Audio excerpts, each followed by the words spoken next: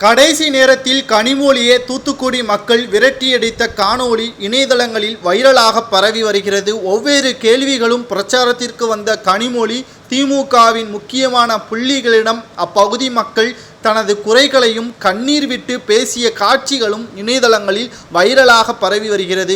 உங்களை நம்பித்தான், உங்களது பேச்சுக்களை நம்பித்தான் 2019ஆம் ஆண்டு உங்களுக்கு வாக்குகளை செலுத்தினோம். கிட்டத்தட்ட 5 ஆண்டுகள் முடிந்த பிறகும் சரி, வெள்ளத்தால் பாதிக்கப்பட்ட போது கூட சரி, எங்களுக்கான நிவாரணங்களையோ எங்களுக்கான உடைமைகளை பாதுகாக்கக்கூடிய வசதிகளையோ நீங்கள் முழுமையாக செய்ய தவறிவிட்டீர்கள் என்றும், உங்களது சொத்துக்களை பாதுகாக்க வேண்டும், உங்களது குடும்ப வாழ்க்கையை மேம்படுத்த வேண்டும், மறைந்த முன்னாள் கலைஞர் அவர்களது சிலையை கடலில் வைக்க வேண்டும் என்பதற்காக மட்டும்தான் நாடாளுமன்றத்தில் குரல்களை கொடுத்தீர்களே தவிர எங்களது உடைமைகளையோ உரிமைகளையோ வாழ்வாதாரத்தையோ உயர்த்துவதற்கு பாதுகாப்பதற்கு நீங்கள் என்ன செய்தீர்கள் என்பதை அடுக்கடுக்கான கேள்விகளை கடைசி நேரத்தில் பிரச்சாரத்திற்கு வந்த கனிமொழி அவர்களிடம் பேசிய காணொளிகளும் வீடியோக்களும் இணையதளங்களில் வைரலாக பரவி வருகிறது. இன்னும் 2 நாட்கள் மக்களவைத் தேர்தல் தமிழகத்தில் நடைபெற உள்ளது.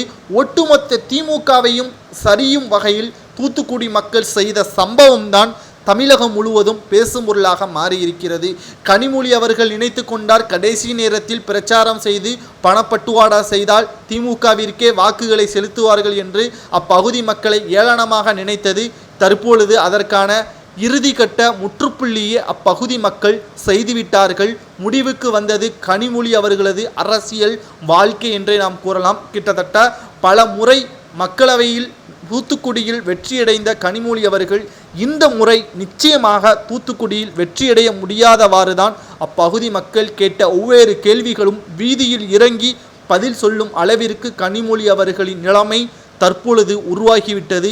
இந்த மக்கள் கூறிய ஒட்டுமொத்த கருத்துக்களையும் ஒவ்வொரு தொகுதிகளிலும் திமுகவிற்கு எதிராக கேட்கப்பட்டால் நிச்சயமாக அனைத்து தொகுதிகளிலும் திமுக படுதோல்வியை சந்திக்கும் என்றுதான் இணையதளத்தில் சவுக்கு சங்கர் அவர்களும் தமிழக பாஜக தலைவர் அண்ணாமலை அவர்களும் கூறியுள்ளார்.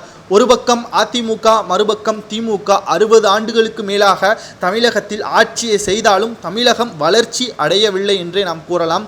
பொருளாதார ரீதியாக தமிழகத்தில் சில முக்கியமான இடங்களை தவிர மற்ற இடங்களில் இன்று கூட குடிப்பதற்கு தண்ணீர் இல்லாத அவ்வள நிலைதான் நாம் பார்த்து கொண்டிருக்கிறோம். சாதி வெறி, மதவெறி போன்ற கலவரங்கள், எண்ணில் அடங்காத வகையிலான பிரச்சனைகள் தமிழகத்தில் தலைவிரித்து ஆடுவதற்கு இவர்களது அரசியல் சூழ்ச்சிகளும் காழ்ப்புணர்ச்சிகளும் தமிழகத்தில் அதிக அளவில் இருப்பதாக மக்கள் நேரடியாக தனது பிரச்சனைகளை பிரச்சாரத்திற்கு வந்த திமுகவின் வேட்பாளர்களுக்கும் அமைச்சர்களுக்கும் கூறியுள்ள நிலையில் ஒட்டுமொத்த வன்மத்தையும் திமுகவினர்கள் இனி மக்களிடம் காட்ட முடியாது. இன்னும் 2 நாட்கள் தான் இருக்கிறது.